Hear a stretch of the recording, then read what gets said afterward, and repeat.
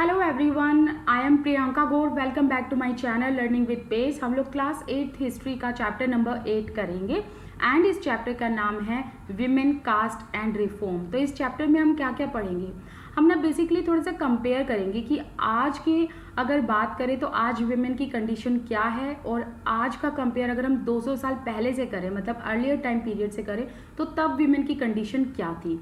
इसके अलावा कास्ट के बारे में हम बात करेंगे एंड रिफॉर्मर्स के बारे में बात करेंगे।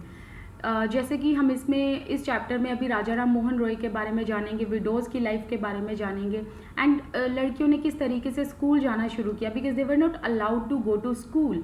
इसके अलावा हम विमेन राइटर के बारे में बात करेंगे एंड चाइल्ड मैरिज के बारे में बात करेंगे। आप मेरे साथ टेलीग्राम ग्रुप पर जुड़ सकते हैं। You can follow me on Instagram as well. इन दोनों के यूज़र नेम मैंने यहाँ दिए हुए हैं। देखिए, अगर आज के टाइम पीरियड की बात करें तो सभी लड़कियों को जो है स्कूल जाना अलाउड है, एजुकेशन लेना अलाउड है, अपने राइट के लिए लड़ना अलाउड है। लेकिन आज से अगर हम 200 साल पहले की बात करें ना, तो अर्लियर टाइम पीरियड में क्या था कि अर्लियर टाइम पीरियड में लड़कियों को घर से बाहर जाना अलाउड नहीं था, लड़कियों की जल्दी शादी करा दी जाती थी, चाइल्ड मैरिज थी एंड छोटे छोटे बच्चों की शादी करा दी जाती थी। सती प्रथा जो है उस टाइम पर फैली हुई थी, सती प्रथा प्रैक्टिस की जाती थी। इसके बारे में अभी हम बात करेंगे। एंड पॉलीगैमी मतलब a husband can have more than 2 wives, मतलब एक मैन जो है वो 2 या 2 से ज़्यादा शादियाँ कर सकता है, 2 या 2 से ज़्यादा बीवियाँ रख सकता है। तो इस तरीके की प्रथा हमें 200 साल पहले देखने को मिलती है। इनफैक्ट विमेन को प्रॉपर्टी में भी राइट नहीं थे, ना तो अपने मायके में ना ससुराल में, तो कहीं भी उसको प्रॉपर्टी के राइट मिलते ही नहीं थे। अगर पेरेंट के घर की बात करें तो पेरेंट्स कहते थे कि तुम पराए घर की हो, और अगर जब लड़की की शादी ससुराल में शादी हो जाती है, वो ससुराल में चली जाती है, तो वहाँ पर लोग कहते थे कि ये तुम्हारा घर नहीं है। So all and all basically ये देखा गया कि आज से 200 साल पहले जो है विमेन की इतनी पुअर कंडीशन थी कि ना वो अपने मायके की होती थी, ना ही ससुराल में उसको एक्सेप्ट किया जाता था। And women were not even allowed to go to school. Women को ये भी राइट नहीं था कि वो एजुकेशन ले। So they were confined within the 4 walls of the house, मतलब घर की 4 दीवारी के अंदर बंद रखा जाता था विमेन को। इतना ही नहीं, अगर हम विमेन की कंडीशन से हटकर सोसाइटी की बात करें तो सोसाइटी में भी कास्ट सिस्टम था, क्लास सिस्टम था, है ना। एंड जो शूद्राज है उनके बारे में तो हम कितनी बार बात कर चुके हैं कि शूद्राज को अनटचेबल्स की तरह ट्रीट किया जाता था, राइट। इसके अलावा 19th एंड 20th सेंचुरी की बात करें तो 90th एंड 20th सेंचुरी में हमें बहुत सारे चेंजेस देखने को मिले, क्योंकि बहुत सारे रिफॉर्मर आए इस टाइम पर और रिफॉर्मर ने आवाज़ उठाई किसके लिए, विमेन की कंडीशन को सुधारने के लिए एंड सोसाइटी से ये जो कास्ट नाम की चीज़ है इसको इरेडिकेट करने के लिए, इसको ख़त्म करने के लिए, ठीक है। तो अब अगर हम beginning of the 19th century की बात करें तो 19th सेंचुरी के टाइम पीरियड में क्या हुआ कि थोड़े बहुत चेंजेस होने लगे सोसाइटी में, राइट। अब लोग क्या थे कि लोग पढ़ने लिखने लगे एंड जो कॉमन पीपल थे अब उनके हाथ में भी newspaper, books, magazine and leaflets आने लगे। लिफलेट्स का मतलब होता है जो पैम्फलेट्स होते हैं ना, उन्हीं को बेसिकली हम लिफलेट्स बोलते हैं, जो रिटन डॉक्यूमेंट होते हैं एंड बेसिकली इनको ना फ्री डिस्ट्रीब्यूट किया जाता है, मतलब इनका कोई चार्ज नहीं होता लिफलेट्स का। सो अब क्या था कि कॉमन मैन जो है ना, अब वो एजुकेशन लेने लगे थे, तो ऑब्वियसली अगर जो लोग पढ़ने लगेंगे तो उनको प्रिंट मीडिया समझ में आने लगी, मतलब जो भी प्रिंटेड चीज़ें होगी वो उनको समझ में आने लगेगी ना। सो कॉमन पीपल भी अब न्यूज़पेपर पढ़ने लगे थे, बुक्स पढ़ने लगे थे, मैगजीन्स पढ़ने लगे थे, पैम्फलेट्स, लीफलेट्स वगैरह पढ़ने लगे थे। तो कॉमन लोगों के समझ आने लगा था उनको कि सोसाइटी में कुछ ऐसे इविल प्रैक्टिसेस हैं जैसे कि चाइल्ड मैरिज, सती प्रथा, इसके अलावा विडो रीमैरिज करना अलाउड नहीं था। तो इस तरीके के जो इविल प्रैक्टिसेस है ना, वो लोगों को समझ आने लगी थी कि ये प्रैक्टिस सही नहीं है। तो अब जो कॉमन पीपल है ना, अब वो भी क्या करने लगे थे, वो भी अपने राइट के लिए आवाज़ उठाने लगे थे, रिफॉर्मर्स की बातें सुनने लगे थे and people started debating and discussing about the social practices. तो कौन सी सोशल प्रैक्टिसेस, जैसे कि देखो चाइल्ड मैरिज कि छोटे छोटे बच्चों की शादी करानी गलत बात है, ये सब पता लग गया था लोगों को। इसके अलावा सती प्रथा, सती प्रथा एक ऐसी प्रैक्टिस होती थी जिसमें क्या होता था, जो डिसीज्ड हस्बैंड होता था, मतलब जो हस्बैंड अगर मर गया है तो उसकी फ्यूनरल पायर पर उसकी वाइफ को अपने आप को सेक्रीफाइस करना पड़ता था। तो इस तरीके की प्रैक्टिस जो है वो उस टाइम पर प्रिविलेंट थी। इसके अलावा पॉलीगैमी की मतलब आदमी जो है वो 2 या 2 से ज़्यादा बीवियाँ रख सकता है। तो इस तरीके की जो सोशल प्रैक्टिसेस है ना, इसके बारे में लोग डिस्कशन करने लगे थे, डिबेट करने लगे थे। तो इसी टाइम पीरियड में क्या होता है कि इंडियन रिफॉर्मर आते हैं, एक ग्रुप बनाते हैं एंड सोसाइटी में जो ये इविल प्रैक्टिसेस हो रहे हैं, जो ये सोशल प्रैक्टिसेस हो रहे हैं, इनको ख़त्म करने की बात करते हैं, जिनमें से नाम आता है राजा राम मोहन रॉय का। राजा राम मोहन रॉय ने जो है ब्रह्म समाज की स्थापना की थी, ठीक है, कलकत्ता में। अब राजा राम मोहन रॉय उन हर चीज़ के लिए आवाज़ उठाना चाहते थे जो सोसाइटी में उस टाइम पर गलत थी, जैसे कि विमेन को एजुकेशन लेना अलाउड नहीं था, तो इसके लिए राजा राम मोहन रॉय ने आवाज़ उठाई। इसके अलावा women were confined within the 4 walls of the house, that means कि विमेन को चारों दीवारी के अंदर बंद रखा जाता था, तो इसके लिए भी राजा राम मोहन रॉय ने आवाज़ उठाई। इसके अलावा उन्होंने विमेन की अपलिफ्टमेंट के लिए, फ्रीडम के लिए, इक्वालिटी के लिए आवाज़ उठाई। एंड राजा राम मोहन रॉय ने ये भी कहा कि सती प्रथा को बैन किया जाए। इसके अलावा राजा राम मोहन रॉय चाहते थे कि जो ये ओल्ड कस्टम्स है ना, इनको ख़त्म किया जाए। ओल्ड कस्टम में यहाँ कहने का मतलब ये है कि जो लोगों की सोच थी ना, जो सुपरस्टिशियस थिंकिंग थी, उसको बंद किया जाए, इसको ख़त्म किया जाए, उस सोच को ख़त्म किया जाए। इसके अलावा he wanted to spread the western knowledge. अच्छा ओके, एक चीज़ और मुझे आपको बतानी थी कि मैंने अनअकैडमी को ज्वाइन कर लिया है। अगर आप चाहते हो मेरे से लाइव टू लाइव पढ़ना, देखो मैं यहाँ पर ना मेरे चैनल पर सभी सेशंस रिकॉर्डेड फॉर्म में डालती हूँ, तो फिर भी ना आप लोगों के डाउट्स रह जाते हैं। तो अगर आप चाहते हो मेरे से लाइव डिस्कशन करना, लाइव पढ़ना, तो आप मुझे अनअकैडमी पर फॉलो कर सकते हैं। बस आपको करना क्या है कि देखो, अनअकैडमी पर भी मेरी लाइव क्लासेस फ्री में होती हैं, आपको उसके लिए सिंगल पैसा नहीं देना पड़ेगा, मतलब उसके लिए आपको कोई पैसा वैसा नहीं देना है, बस आपको आना है, मेरी क्लासेस को अटेंड करना है। लेकिन आपको वहाँ पर अनअकैडमी ऐप पर आने के बाद ना ये कोड डालना पड़ेगा to unlock all my free classes, page 10।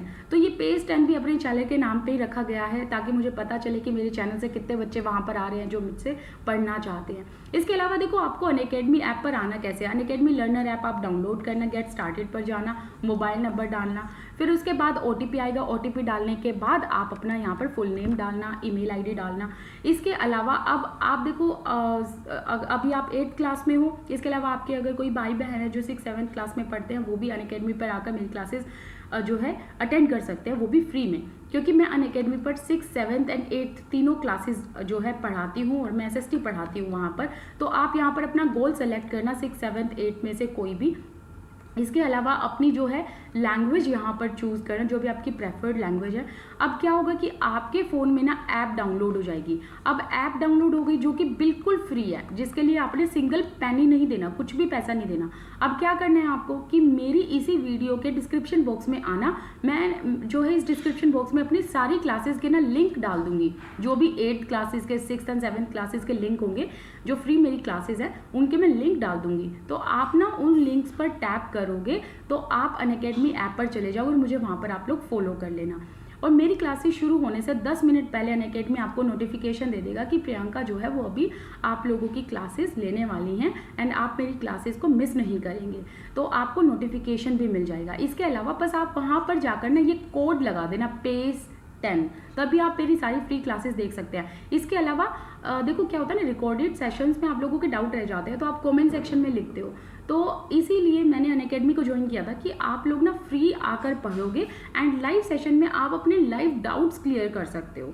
सो ये सबसे ज़्यादा बेनिफिट होगा आपका वहाँ ऐप पर आने का। तो प्लस आपको ये कोड लगाना है PACE पेज 10 पेज 10। तो मैं ना क्या करूँगी कि सारे के सारे जो लिंक्स हैं ना मेरी क्लासेस के, वो डिस्क्रिप्शन बॉक्स में दे दूँगी, ठीक है। अब विडो रीमैरिज की अगर हम बात करें तो ईश्वर चंद्र विद्यासागर जो थे, ये भी एक रिफॉर्मर थे।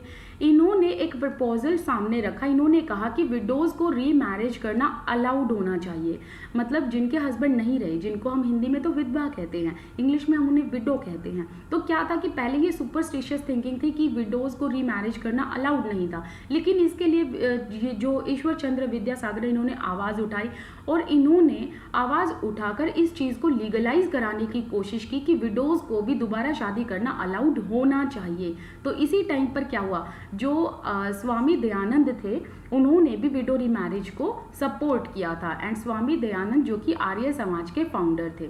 इसके अलावा 1856 में क्या हुआ कि ब्रिटिश गवर्नमेंट ने विडो रीमैरिज को लीगलाइज कर दिया एंड जिन विडोज ने शादी की ना, इस मतलब 1856 में विडो रीमैरिज को जब लीगलाइज किया गया, उसके बाद काफ़ी सारे विडोज ने रीमैरिज की। तो उसके बाद हुआ क्या, सोसाइटी के जितने भी लोग थे ना, मोस्टली जिनकी सुपरस्टिशियस थिंकिंग थी, उन्होंने ईश्वर चंद्र विद्यासागर एंड उन सभी विडोज को बॉयकॉट कर दिया जिन्होंने रीमैरिज की थी। तो इस तरीके की जो है प्रॉब्लम्स उस टाइम पर देखने को मिली थी रिफॉर्मर्स को, क्योंकि रिफॉर्मर को बॉयकॉट कर दिया गया था। अब क्यों किया गया था, है ना, आपके सामने ये क्वेश्चन आएगा कि क्यों कर दिया गया था बॉयकॉट।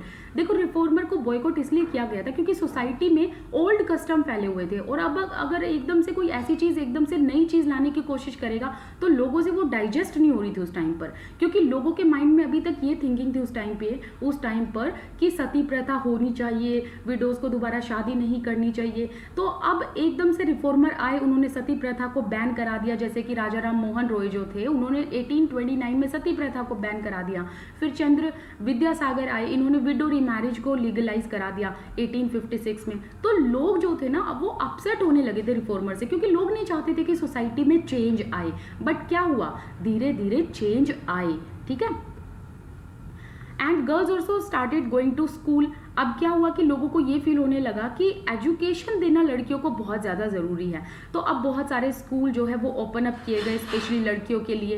एंड जो लिबरल फादर थे एंड जिनकी सोच थोड़ी खुली हुई थी, लिबरल हस्बैंड्स थे, उन्होंने अपनी वाइफ को एंड लिबरल फादर्स ने अपनी बेटियों को स्कूल में भेजना शुरू कर दिया। तो इसी टाइम पर नाम आता है रसुंदरी देवी का, जिन्होंने रात के टाइम पर मोमबत्ती जलाकर पढ़ाई की है and she was the self taught women.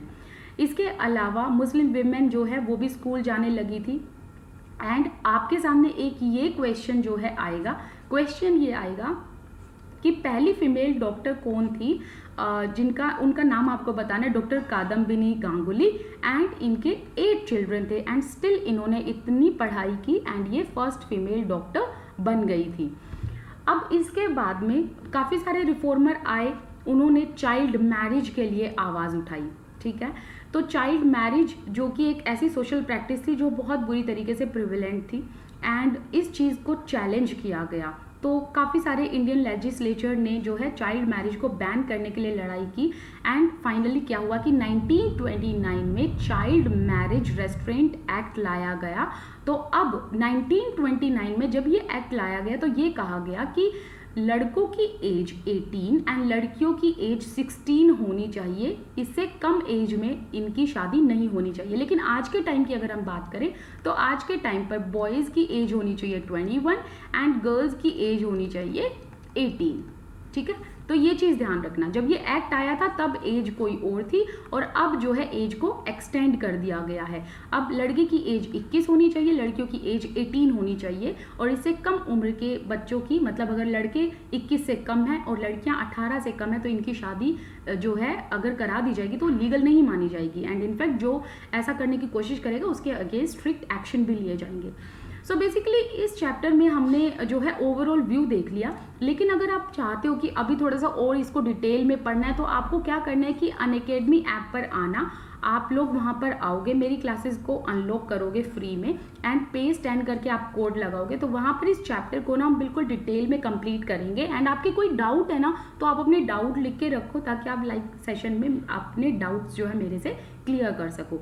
And एक और चीज़ ध्यान रखना, आप डिस्क्रिप्शन बॉक्स में देखना, मैंने सारी की सारी क्लासेस जो है ऑलरेडी डिस्क्रिप्शन बॉक्स में लिंक मैंने सारी क्लासेस का डाला हुआ है, तो आप उस पर जैसे ही टैप करेंगे ना तो आपको मेरी सारी क्लासेस मिल जाएंगी।